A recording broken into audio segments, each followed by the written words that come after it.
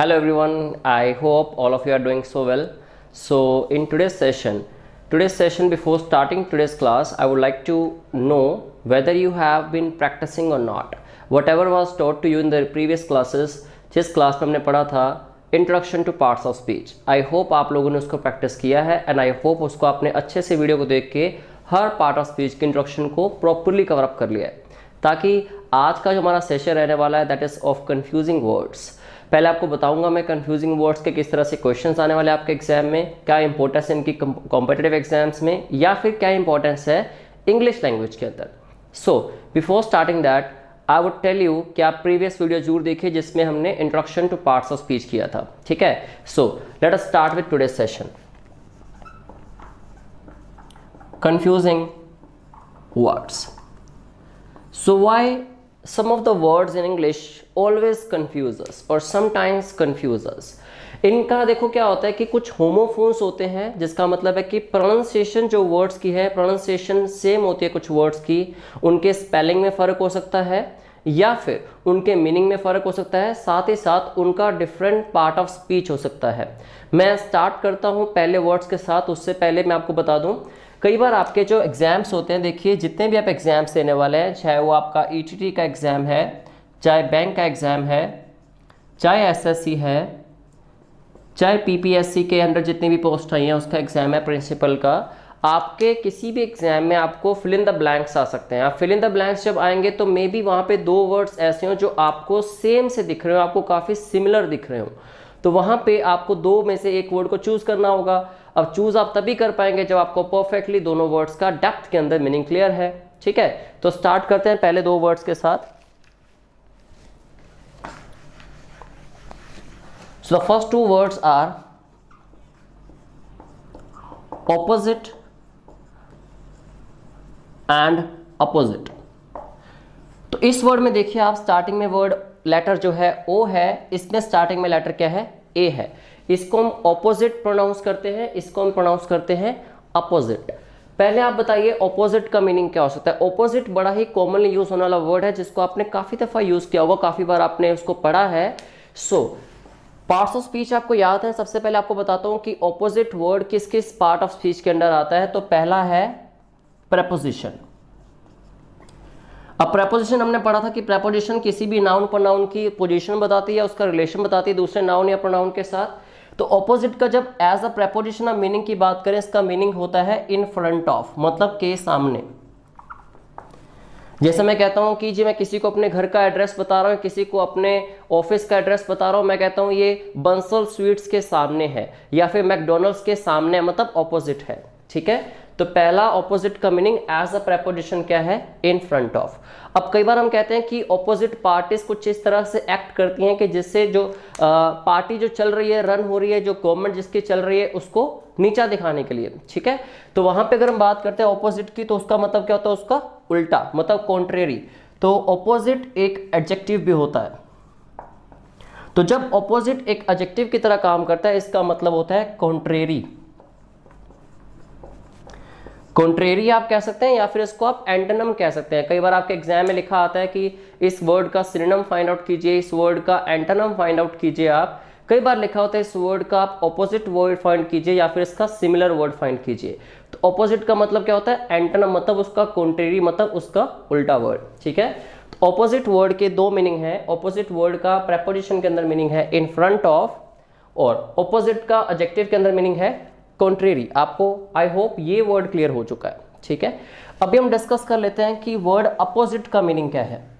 सबसे पहले तो आपको ये पता होना चाहिए कि अपोजिट वर्ड कौन सा पार्ट ऑफ स्पीच है। तो अपोजिट कौन सा पार्ट ऑफ स्पीच होता है, एडजेक्टिव। अगेन आई होप कि आपको एडजेक्टिव पता है क्या होता है। तो अपोजिट का मतलब होता है एक्यूरेट या फिर एग्जैक्ट। मान लीजिए मैं आपसे कोई भी क्वेश्चन पूछता हूं, उस क्वेश्चन का आप आंसर मुझे देते हैं और उस क्वेश्चन का आंसर आप बिल्कुल ही ठीक देते हैं, बिल्कुल सही आंसर देते हैं आप, तो मैं कहूंगा बिल्कुल एक्यूरेट आंसर आपने दिया, बिल्कुल एग्जैक्ट आंसर आपने दिया, मतलब बिल्कुल अपोजिट आंसर दिया। और मैं कहता हूं कि आपने ऑपोजिट आंसर दे दिया, मतलब आपने आंसर उल्टा दे दिया, ठीक है। तो अपोजिट आंसर मतलब एक्यूरेट आंसर है और ऑपोजिट आंसर क्या हो जाएगा, उसका बिल्कुल उल्टा आंसर। आई होप आपको ऑपोजिट और अपोजिट के अंदर मीनिंग क्लियर हो चुका है। मैं proceed further, thank you. So the next two words are aisle, AISLE, and aisle, ISLE. इसको समझना थोड़ा ज़्यादा आसान है, तो पहले इस वर्ड की डिस्कशन कर लेते हैं. तो ISLE प्रोनाउंसिएशन दोनों वर्ड्स की क्या है? आइल. ठीक है. तो ISLE जो वर्ड है उसका मीनिंग है, वो एक शॉर्ट फॉर्म है किसकी? किस वर्ड की? आइलैंड की. आइलैंड आप सबको पता है कि आइलैंड क्या होता है. तो आइलैंड वर्ड की जो शॉर्ट फॉर्म है उसको हम इन शॉर्ट कहते हैं आइल. आइल मीन्स आइलैंड. लेकिन अगर हम बात करते हैं वर्ड AISLE की, ठीक है, तो ये क्या होता है? एक पासेज होता है, passage between two rows of seats. आप कभी भी सिनेमा में जाते हैं या फिर आप अपने क्लासरूम की बात कर लीजिए, आप ट्रेन की या बस की बात कीजिए, दोनों तरफ ही सीट्स लगी होती हैं, दोनों तरफ चेयर्स पड़ी हैं, दोनों तरफ सीट्स लगी होती हैं, और इन दोनों सीट्स के बीच में जो रास्ता जाता है, ठीक है, जो बीच में पासेज जाती है, इस बीच वाले रास्ते को हम क्या कहते हैं? इस रो को हम क्या कहते हैं? आइल कहते हैं, AISLE. तो प्लीज इसका मीनिंग आप नोट कर लीजिए. The passage between two rows of seats. Different जगह पे हो सकती हैं. मैं जैसे एग्जांपल ले रहा हूँ थिएटर की, थिएटर में ऐसा हो सकता है. इसके अलावा बस के अंदर, ट्रेन के अंदर ऐसा हो सकता है, एरोप्लेन के अंदर ऐसा हो सकता है. तभी आप जब भी सफ़र करते हैं एरोप्लेन में, तो आपसे पूछा जाता है कि आपकी प्रेफरेंसेस क्या हैं. आपको विंडो सीट चाहिए या आपको आइल सीट चाहिए? आइल सीट मीन्स जो वो रो होती है, बीच वाला पासेज होता है, स्पेस होता है, उसके साथ वाली, उसके बगल वाली सीट या फिर विंडो वाली सीट. और ज़्यादातर लोग विंडो प्रेफर करते हैं, राइट. आप लोग भी वेट कर रहे होंगे कब लॉकडाउन खुलेगा और कब जाके हम लोग फिर से सफ़र करेंगे अपना. डोंट वरी, जल्दी हो जाएगा. तो आई होप आपने दोनों वर्ड्स नोट कर लिए और आपको दोनों वर्ड्स का मीनिंग भी क्लियर है. नेक्स्ट वर्ड स्टार्ट करते हैं हम आगे. So the next two words that we are going to discuss is, अगर हम देखो बड़ी जनरल बात करते हो आपके साथ में, अगर तो आप कंफ्यूजिंग वर्ड्स को बड़ा डिटेल में करना चाहते हो तो आपको इसकी प्रैक्टिस चाहिए होगी. प्रैक्टिस कैसे? आप इस पर डिफरेंट सेंटेंस बनाया कीजिए. जब सेंटेंस बनाएंगे तो इससे क्या होगा? आप हर वर्ड को बड़े डेप्थ में हर रोज यूज कर पाएंगे और सेंटेंसेस के अंदर इनको यूज करना काफी आसान रहता है. तो हमारे अगले दो वर्ड्स हैं काउंसिलर वर्सेस काउंसलर.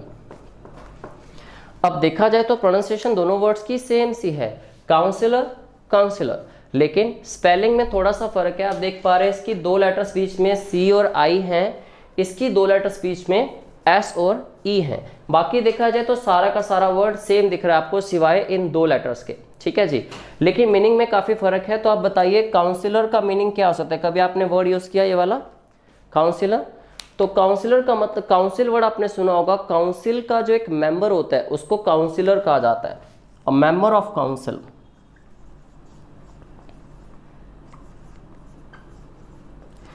लेकिन ये काउंसिलर क्या है?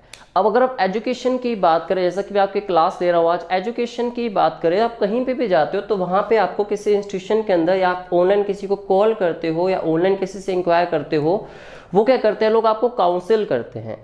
काउंसिल करते हैं मतलब आपको गाइड करते हैं. तो काउंसिल COUNSEL का मतलब गाइड करना होता है, और गाइड करने वाला पर्सन कौन होता है? काउंसिलर होता है. ठीक है, तो काउंसलर कौन होता है? एक पर्सन जिसको ट्रेंड किया गया, अच्छे से ट्रेन किया गया उसको लोगों को गाइड करने के लिए. अ ट्रेंड पर्सन या फिर a person trained to give guidance. तो किसी को भी गाइडेंस देने के लिए, गाइडेंस प्रोवाइड करने के लिए जो किसी पर्सन को ट्रेन किया जाता है किसी भी कंपनी के द्वारा, उसको हम कहते हैं काउंसलर. तो ये फर्क होता है काउंसलर विद SE और counsellor with CI. I hope आपको ये दोनों वर्ड्स भी क्लियर हैं. आप प्लीज नोट कर लीजिए फटाफट से.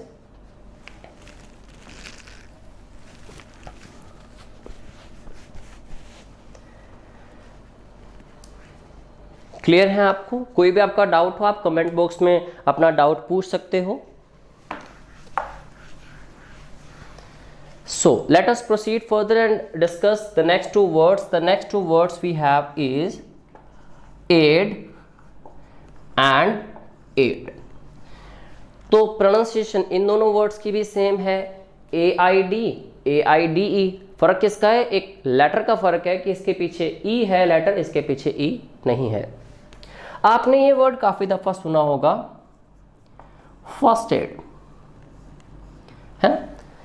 तो फर्स्ट एड का मतलब क्या होता है? जो प्राथमिक सहायता होती है। फर्स्ट जो एड क्या होती है? वो फिर हेल्प होती है, सबको पता है ना। जो फर्स्टली हम किसी को हेल्प करते हैं इन द बिगिनिंग, जब भी किसी को चोट लगती है, जब भी कोई इंजर होता है, जब भी किसी का एक्सीडेंट होता है, कोई भी मजीद प्रॉब्लम आती है, कट्स एंड ब्रूसेस आ गए उसके बॉडी पे, कोई स्क्रैप्स आ गए या कुछ भी प्रॉब्लम आई, ब्लीडिंग हो रही, तो उसको हम फर्स्ट एड देते हैं, मतलब प्राथमिक सहायता जिसको आप कहते हैं, जो पहले पदवी पे हम उसको हेल्प देते हैं। तो सेम है, देखिए AID का मतलब क्या है? हेल्प, जिसको आप असिस्टेंस भी कह सकते हैं। असिस्टेंस का मतलब भी क्या होता है? हेल्प होता है। अगर हम AIDE बात करें तो AIDE वो पर्सन है जो किसी की हेल्प करता है। तो बड़ा इजी है, AIDE जो पर्सन हेल्प करता है मतलब हेल्पर, तो इसको हम कह सकते हैं असिस्टेंट। कई बार हम कहते हैं कि मेरे असिस्टेंट से आप बात कर लीजिए पहले, ठीक है, या फिर मेरे असिस्टेंट ने मुझे ऐसा बताया था, मतलब मेरे हेल्पर ने। तो असिस्टेंस होती है हेल्प और असिस्टेंट होता है हेल्पर। तो AID का मतलब बना हेल्प और AIDE का मतलब क्या होता है? हेल्प, किसी की करने वाला पर्सन, ठीक है। इसी तरह से जब भी आप किसी इंस्टीट्यूशन में, जब भी किसी होटल में, जब भी किसी रेस्टोरेंट में, किसी भी ऑर्गेनाइजेशन के अंदर आप जाते हैं, तो वहाँ पे आपको सबसे पहले सवाल पूछता है, जो वहाँ पे काउंसलर होता है या वहाँ पे जो रिसेप्शन डेस्क पे रिसेप्शनिस्ट जो भी पर्सन होता है, तो आपसे पूछते हैं मे आई या फिर how may I assist you. तो बताइए मैं आपकी कैसे मदद कर सकता हूं या कर सकती हूं, ठीक है। तो मैं आपकी कैसे मदद कर सकता हूं, मतलब how may I help you. तो जब भी बात होती है असिस्ट की, दैट मीन्स टू हेल्प, और असिस्टेंट हो गया हेल्प करने वाला, और असिस्टेंस का हो गया वहां पे वो हो गया नाउन। तो अगर मैं पार्ट्स ऑफ स्पीच में जाऊं तो हेल्प करना एक एक्शन वर्ड है, तो असिस्ट का मतलब क्या हुआ? असिस्ट हमारे पास एक वर्ब है which is an action word. अगर हम बात करते हैं हेल्प मतलब मदद, असिस्टेंस, तो असिस्टेंस क्या है? एक नाउन है। But if you talk about assistant, जो हेल्प करता है पर्सन, इसको भी हम नाउन ही कहेंगे, ठीक है जी। तो जब जब हम पार्ट्स ऑफ स्पीच के अंदर डेप्थ में जाते हैं, और अगर हर वर्ड का हमें पार्ट्स ऑफ स्पीच में भी नॉलेज हो कि कौन सा वर्ड किस पार्ट ऑफ स्पीच के अंदर आता है, तो वहां पे हम सेंटेंसेस बनाने में कभी भी गलती नहीं करेंगे। आई होप यहां तक आपको क्लियर है। Now the next two words are uninterested and disinterested। अब आप सोच रहे होंगे कि जी जो पर्सन इंटरेस्टेड नहीं होता उसको हम अनइंटरेस्टेड कहते हैं, उसको डिसइंटरेस्टेड भी कहते हैं कुछ लोग। तो क्या फ़र्क हो सकता है कि अगर मैं बात करता हूं कि जो पर्सन इंटरेस्टेड नहीं है, means who is not interested at all. तो जो पर्सन इंटरेस्टेड नहीं है उस पर्सन को हम क्या कहेंगे? अनइंटरेस्टेड कहेंगे उसको, या उसको हम कहेंगे डिसइंटरेस्टेड? बताइए जरा सोच के, क्या आ रहा है जवाब आपके मन में?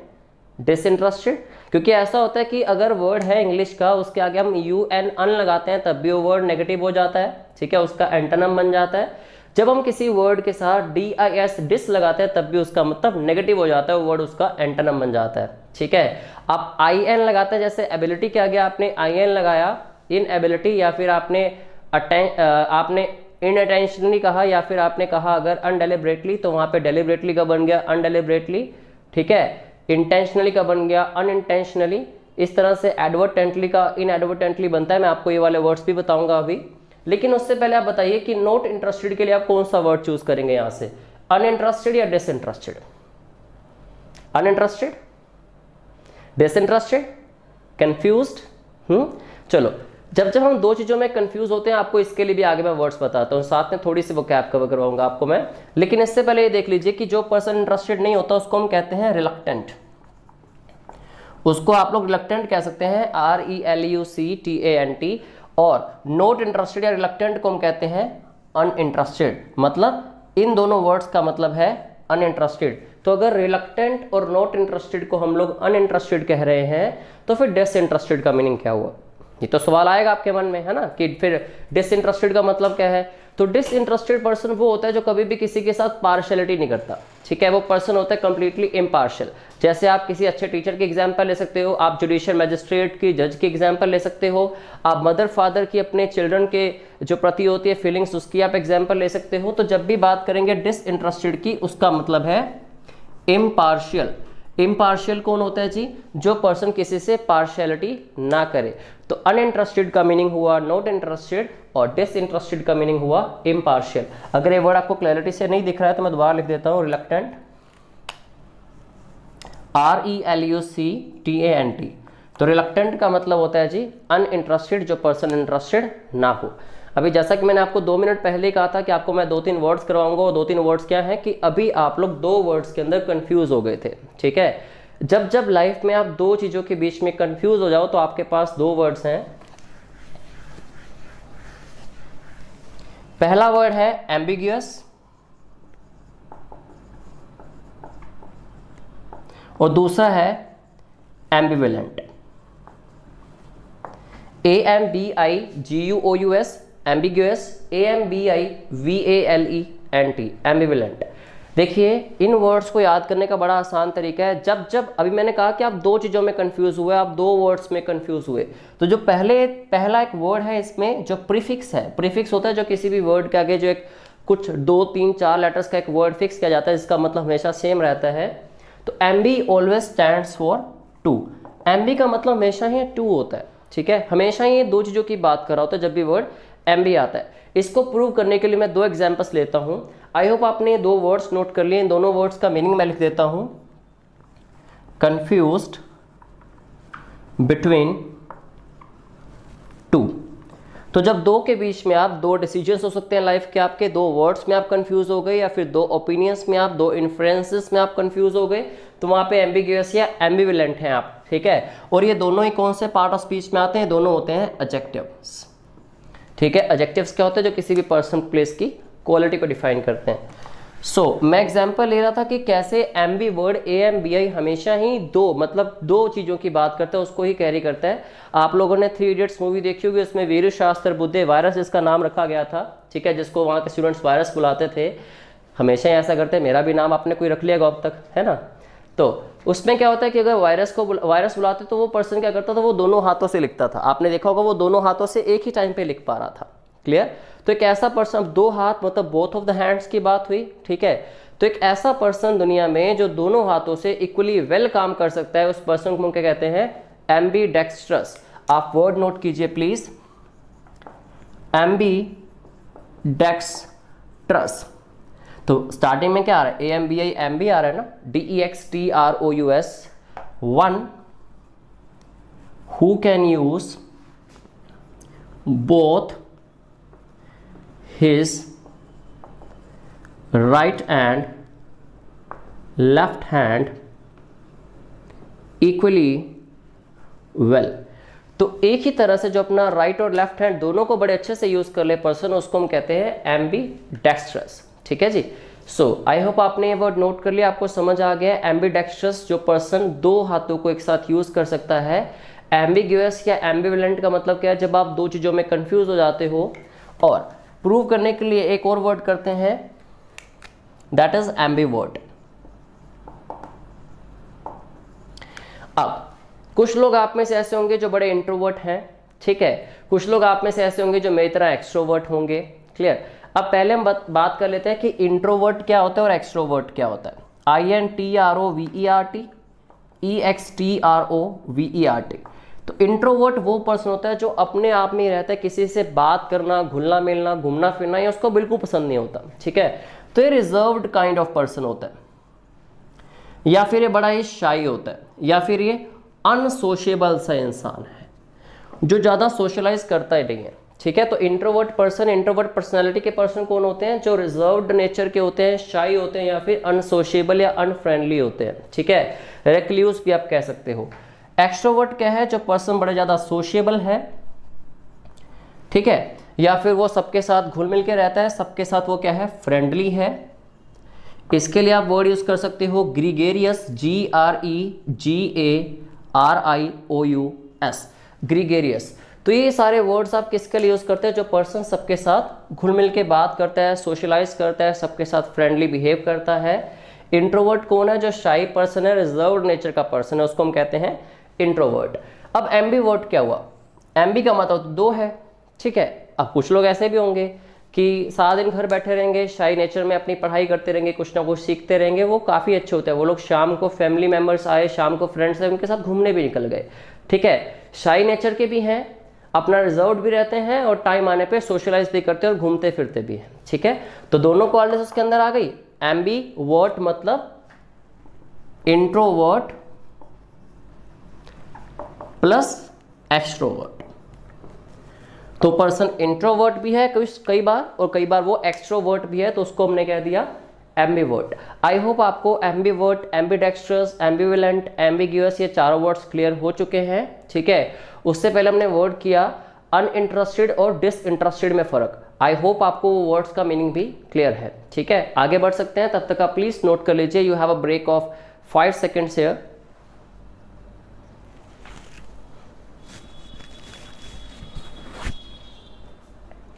So 5 seconds are over, sorry.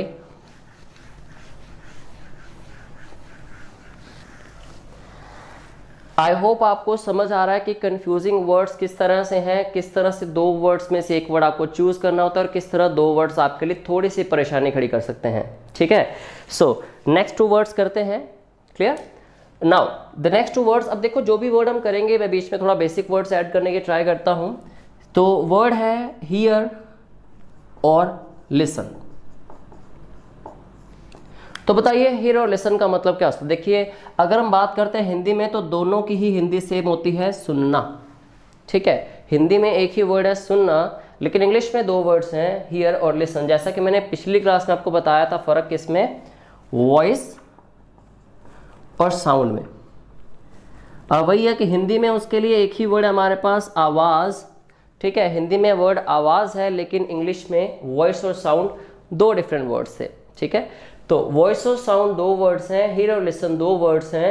Hindi में उनका एक ही मीनिंग है, ये आपको क्लियर था। वॉइस जो मैं बोल रहा हूँ, साउंड मतलब किसी भी नॉन लिविंग चीज की आवाज, पंखे की आवाज हो सकती है, कूलर की, एसी की, फैन की, या ये वाली आवाज हो सकती है, उसको हम कहते हैं साउंड। और वॉइस मतलब होता है जो पर्सन मतलब लिविंग बीइंग्स की आवाज होती है, मैं पिछली क्लास में लिखवा भी चुका हूँ। सो अब भी आप बताइए कि हियर और लिसन में क्या फर्क होगा।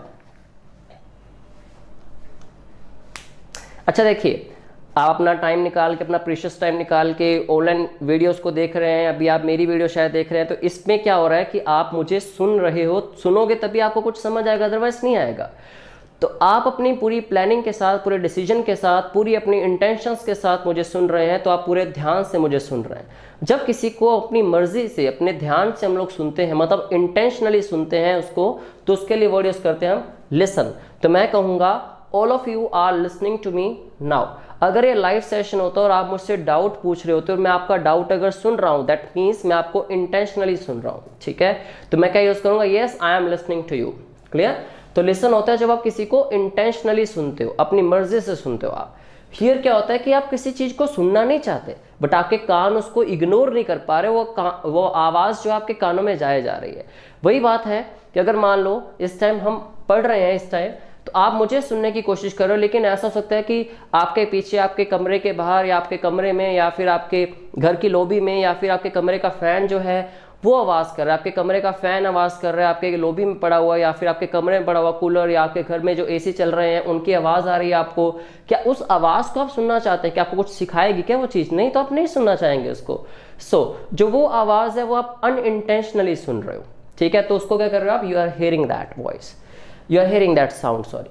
लेकिन लिसन में क्या है? You are listening to my voice. तो क्या होता है कि जब आप हियर करते हैं तो आप इंटेंशनली नहीं करते, उसको अनइंटेंशनली करते हैं, ठीक है। जैसे आप कहते हैं sir I am trying to listen to you very carefully but somehow I can hear the commotion outside my home. Commotion मैंने वर्ड यूज किया, कमोशन का मीनिंग आप लिख सकते हैं COMMOTION। कमोशन का मतलब होता है नॉइजी डिस्टर्बेंस। जो कोई भी शोर होता है, शोर को हम कहते हैं नॉइजी डिस्टर्बेंस, मतलब कमोशन, ठीक है जी। कमोशन वर्ड आप नोट कर सकते हैं। तो हियर क्या है? जब भी किसी आवाज को आप अनइंटेंशनली सुनते हैं, अनइंटेंशनली आप इसको कह सकते हैं। मैं साथ ही साथ आपको अनइंटेंशनली वर्ड के सिनोनिम्स भी बता देता हूँ। आई होप आपने ये वर्ड नोट कर लिया, COMMOTION, कमोशन मतलब नॉइजी डिस्टर्बेंस। तो अगर बात करें वर्ड अनइंटेंशनली की, तो अनइंटेंशनली को हम और क्या कह सकते हैं, इनएडवर्टेंटली। इसके अलावा इसको हम कह सकते हैं अनडेलिबरेटली। वही अगर हम बात करें इनके बिल्कुल एंटोनिम्स की, कि अब तो हम इंटेंशनली सुन रहे हैं, पूरी इच्छा के साथ सुन रहे हैं, मतलब लिसनिंग, वी आर लिसनिंग। तो अनइंटेंशनली के आगे से आप UN अगर हटा देंगे तो ये बन जाएगा इंटेंशनली, और यहां से वर्ड बन जाएगा इनएडवर्टेंटली का क्या बनेगा, राइट, एडवर्टेंटली। और फिर इसका क्या बनेगा अनडेलिबरेटली का, डेलिबरेटली।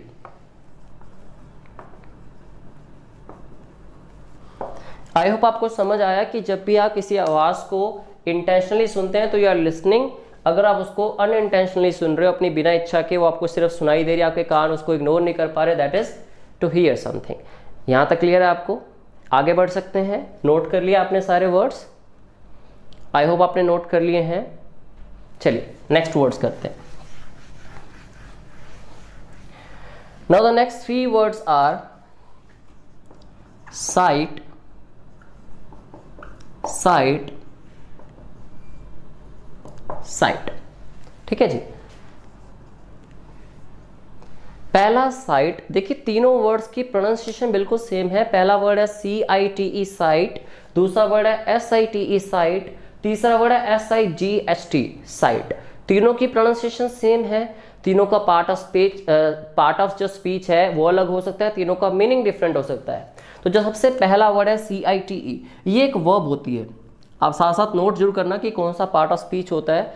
तो इस CITE का मतलब होता है टू मेंशन, किसी भी चीज को मेंशन करना, किसी भी चीज को बताना। इसके 2 मीनिंग्स हैं, मैं पहला मीनिंग आपको नोट करवा रहा हूं। पहला इसका मीनिंग है टू मेंशन, ठीक है। अगला आपको मीनिंग मैं करा देता हूं साथ में ही इसका। दूसरा इसका मतलब होता है किसी की प्रेज करना, to praise someone in an official letter. ज्यादातर ये कोई करेजियस एक्ट होता है किसी का, किसी आर्मी पर्सन का, ठीक है। तो उसके लिए उसको प्रेज किया जाता है, जब सिर्फ उसी पॉइंट पे, उसी पर्टिकुलर जगह पे इसको प्रेज की फॉर्म में यूज करते हैं हम साइट वर्ड को। मैं लिख देता हूं साथ में, for a courageous act. Courageous क्या होता है, हिम्मत वाला, कोई भी बोल्ड एक्ट, कोई भी आपने काफी बोल्ड एक्ट किया है, काफी ब्रेवरी वाला एक्ट किया है, मतलब करेजियस एक्ट आपने किया है। ज्यादातर आर्मी के अंदर यूज किया जाता है इसको, आर्म्ड फोर्सेस के लिए, कि उन्होंने कोई अच्छा एक्ट किया करेजियस, तो उनको प्रेज करने के लिए कहा जाता है कि साइट, उनको साइट करना, किसी चीज को मेंशन करना कहीं पे, किसी पोइम में या किसी बात में, आपने स्पीच में आपने किसी चीज को मेंशन कर दिया, आपने उसको क्या कर दिया, CITE साइट कर दिया। आई होप आपको इसके दोनों मीनिंग्स क्लियर हैं। इसी से वर्ड बन जाता है उसके बाद रिसाइट करना। आपने कई दफा सुना होगा, हाँ जी, पोइम को रिसाइट कर दीजिए, अपने थॉट्स को रिसाइट कर दीजिए। रिसाइट मतलब किसी चीज को जो मेंशन ऑलरेडी की हुई है, पोइम के अंदर लिखी हुई है, उसको दोबारा बोलना, ठीक है। उसको दोबारा बोलना मतलब टू स्पीक अलाउड, या फिर टू से लाउडली। तो किसी को दोबारा बताना, उसको जो लिखी हुई है, जो मेंशन ऑलरेडी की हुई है, उसको दोबारा बताना, जो पोइम के अंदर है, या अपने थॉट्स को बताना, अपने साथ हुई जो आपके साथ हैपनिंग में हैपनिंग है उसको बताना, मतलब उसको रिसाइट करना। और ये भी एक वर्ब होती है। आई होप आपको राइट साइट के दोनों मीनिंग्स और रिसाइट का मीनिंग क्लियर हो चुका है, ठीक है जी। So sorry for the interruption in between, I am really sorry, I am suffering a power cut here.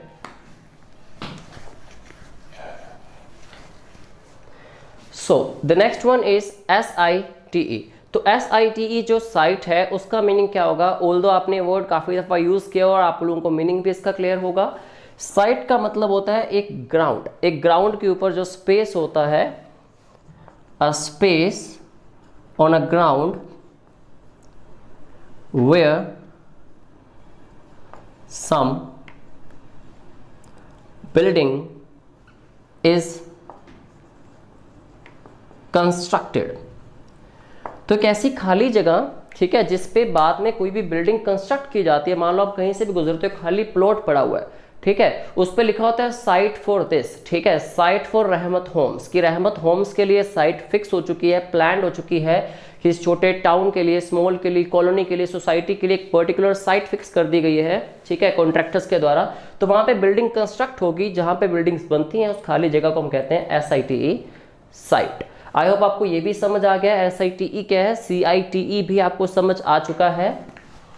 Now the next one is SIGST। तो इसका मीनिंग बताइए क्या हो सकता है। कुछ लोगों के दिमाग में वर्ड आ रहा होगा आई साइट। आई साइट में साइट वर्ड आता है, बिल्कुल ठीक सोच रहे हैं अगर आप। आई साइट क्या होते हैं, हमारे देखने का नजरिया। पहला मीनिंग तो इसका यह आएगा द पावर ऑफ सीइंग। हमारे जो देखने की शक्ति होती है उसको हमारी आई साइट कहा जाता है, नजर मत हमारी, ठीक है, हमारी नजर को हम कहते हैं द पावर ऑफ सीइंग। या हमारी अलग अलग साइट्स होती हैं, हर बंदे की अलग साइट होती है, उसका देखने का नजरिया अलग होता है, उसको परसेप्शन कह सकते हैं हम लोग, कि उसकी साइट अलग है, मेरी साइट अलग है, मतलब उसकी परसेप्शन अलग है, उसका देखने का नजरिया अलग है, ठीक है। इसके अलावा आप कहते हैं कि मैं गया घूमने फिरने के लिए, तो I experience some beautiful sight over there, या फिर I saw a beautiful sight over there, I visited a beautiful site, a pacific site. तो मैंने एक बहुत ही सुंदर दृश्य जो था, तो साइट को आप कोई भी एक तरह का दृश्य कह सकते हैं, आप उसको सीनरी कह सकते हो।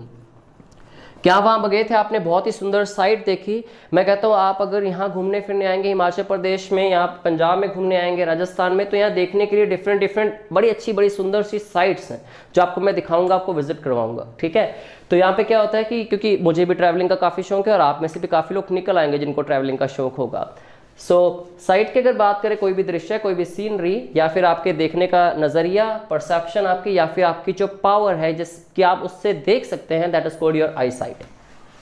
कई बार कहते हैं उसकी आई साइट वीक हो गई है, आई साइट वीक हो गई है, उसका मतलब क्या होता है कि उसकी देखने की जो क्षमता है, उसकी जो पावर है वो वीक हो गई, तभी हमें फिर ग्लासेस लगाने पड़ जाते हैं, ठीक है जी। लेकिन मैं चाहूंगा ऐसी नौबत ना आए किसी की लाइफ में, और अगर जिसके लगा हुआ है, he will definitely get rid of this, she will definitely get rid of this. और ट्राई कीजिए, अच्छा खाना खाइए आप, स्टे हेल्दी, स्टे काम, और इस तरह से आप आगे पढ़ते रहिए। अभी हमारा सेशन ओवर नहीं हुआ है, आई विल ट्राई कि हम कुछ 1 से 2 वर्ड्स और कर लें। सो चलो थोड़ा इजी कर लेते हैं, डोंट वरी। सो अगले 2 वर्ड्स हैं एक्सेप्ट, एक्सेप्ट, ACCEPT और EXCEPT। अब EXCEPT की प्रोनाउंसिएशन सेम है जो ACCEPT की है, ठीक है, एक्सेप्ट, एक्सेप्ट, ठीक है, लेकिन मीनिंग में काफी फर्क है। तो सबसे पहली बात अगर बात करें हम पार्ट ऑफ स्पीच की, तो एक्सेप्ट होता है एक प्रेपोजिशन। एक्सेप्ट क्या होता है जी, एक वर्ब। एक्सेप्ट का मतलब है किस चीज को स्वीकार करना।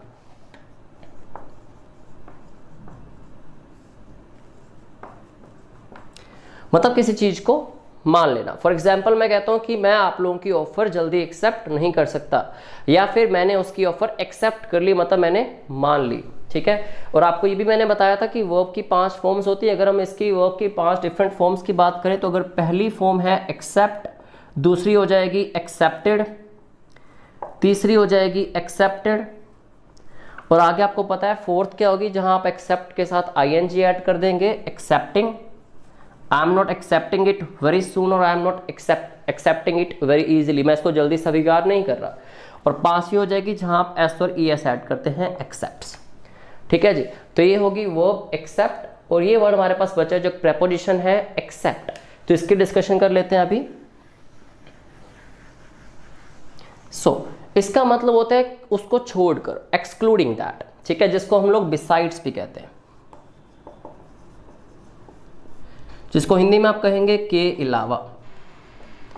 तो अगर हम बात करते हैं कि हम सब लोग, हमारे सारे के सारे फैमिली मेंबर्स घूमने फिरने के लिए जा रहे हैं, सिवाय किसके, सिवाय मेरे बड़े भाई के, या सिवाय मेरी बहन के, या सिवाय फादर के, सिवाय मदर के, या फिर सिवाय सारा का सारा ग्रुप घूमने जा रहा है दोस्तों का, सिवाय उस पर्टिकुलर इंसान के या उसको छोड़कर, तो वहां हम यूज करते हैं except. For example, all of them went for a party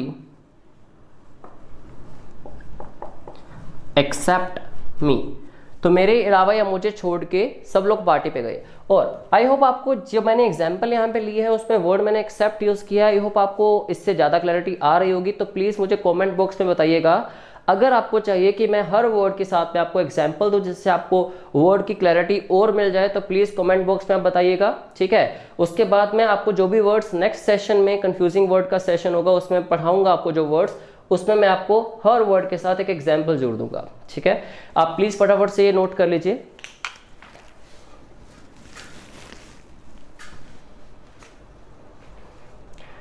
किसी तरह का डाउट हो आप वो भी प्लीज़ कमेंट बॉक्स में बता दीजिएगा। कोई भी आपकी एक्सपेक्टेशंस हैं जो पूरी नहीं हो रही हो वो भी बताइएगा प्लीज़। अब थोड़ा सा वर्ड प्रोनाउंसिएशन सेम नहीं कहूँगा मैं, थोड़ा सा फर्क है। यहाँ एक्सेप्ट था EXCEPT और एक वर्ड था एक्सेप्ट ACCEPT, अभी थोड़ा सा फर्क आ रहा है एक्सपेक्ट EXPECT।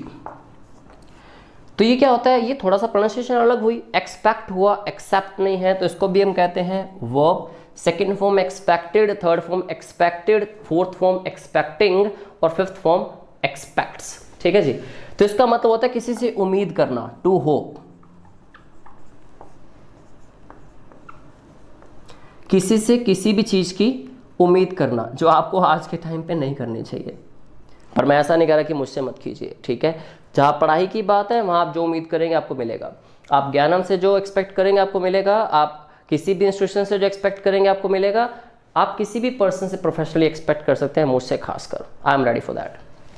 सो जब भी आप बात करते हैं उम्मीद करने की, मतलब टू होप, तो वहाँ पे क्या होगा, मैं एग्जाम्पल अगर देता हूँ आपको, मैं कहता हूँ I expect nothing from you but good marks। मैं आपसे कुछ भी नहीं चाहता सिवाय किसके, अच्छे मार्क्स के। तो यहाँ मैं आप ये सेंटेंस इसलिए लिया कि आपको क्लैरिटी भी आ जाए, प्लस मैं आपको एक और वर्ड सिखा पाऊँ यहाँ पे। अब जो वर्ड मैंने बट यूज़ किया यहाँ पे, आपको पता है बट एक कंजंक्शन होती है, काफ़ी लोगों को पता होगा, काफ़ी लोगों को नहीं पता होगा। नहीं पता होगा तो हम कंजंक्शन में पढ़ेंगे।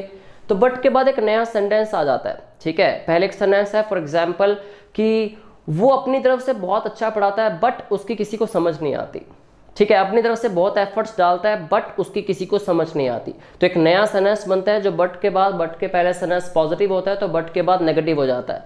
अगर बट के पहले नेगेटिव होता है तो बट के बाद पॉजिटिव होना स्टार्ट हो जाता है वो, ठीक है। लेकिन यहाँ पे देखिए बट के बाद नया सेंटेंस तो नहीं आया, तो बट यहाँ पे कंजंक्शन नहीं है। बट के दो मतलब होते हैं, बट एक कंजंक्शन होती है, बट दूसरा प्रेपोजिशन भी होती है। तो हमने जो अभी भी वर्ड किया प्रेपोजिशन में एक्सेप्ट, उसका मतलब क्या था, के अलावा, को छोड़कर, वो भी प्रेपोजिशन थी ना।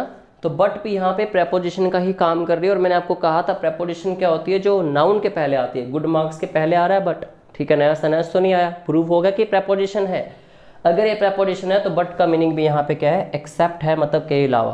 तो मैंने आपसे कहा कि मैं आपसे कुछ भी एक्सपेक्ट नहीं करता, ठीक है। मैं आपसे कुछ भी एक्सपेक्ट नहीं करता, उम्मीद नहीं करता, सिवाय किसके, अच्छे मार्क्स के। सिवाय मतलब के अलावा, मतलब एक्सेप्ट गुड मार्क्स या फिर बट गुड मार्क्स।